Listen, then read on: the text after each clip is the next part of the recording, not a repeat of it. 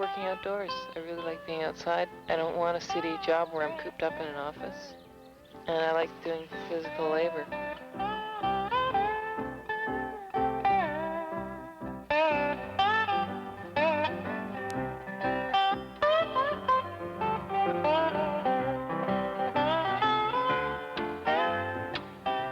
When the heat gets really intense and the bugs are in full force, everybody's walking the edge and they're ready to go over at any moment. That's when you find the support's the strongest. I think there's a sense of understanding that everybody else is going through the same thing.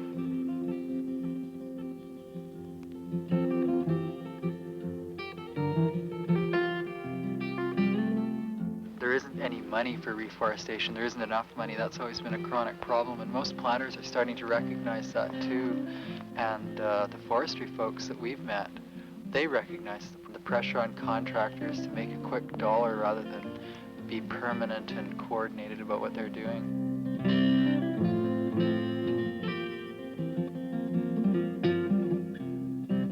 You could complain.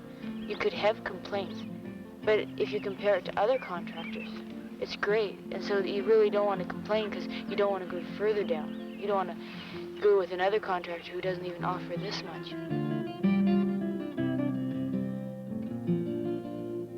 If you didn't exist, the forestry wouldn't really care. It's just, all they're worried about is that seedling in that hole. And you just happen to be the instrument that is sort of unfortunately required to put the tree in the ground. You're completely at the mercy of your contractor, not knowing how much you should be getting, what kind of camp situation you should be getting, because they just don't know. We didn't know. The first year I planted, our contractor didn't give us a cook, didn't give us hardly anything.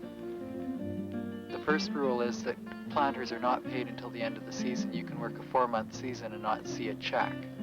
And we all have friends who can tell stories about the $3,000 they're owed by one contractor or another.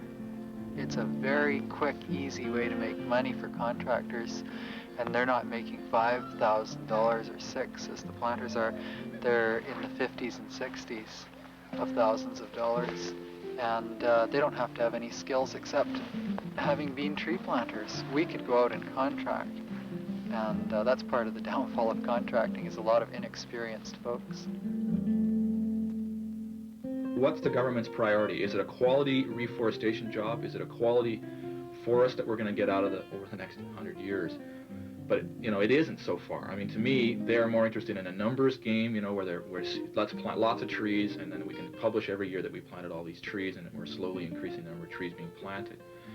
The fact of getting a trained workforce that's committed to various aspects of reforestation, that isn't happening. I think more and more people are going to be encouraged to get into the business who don't have much background, don't have much commitment, and will offer whatever they can get away with. We've got probably a couple hundred contractors operating in BC now. I think conditions are pretty ripe for the downward spiral to continue.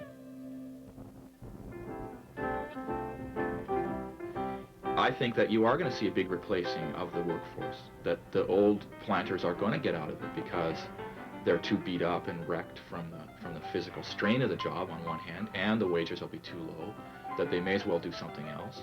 That's double the amount of money we spend on reforestation. But unless the things change for the actual planter, I don't know whether you're really going to get double the amount of harvestable timber in the future. So.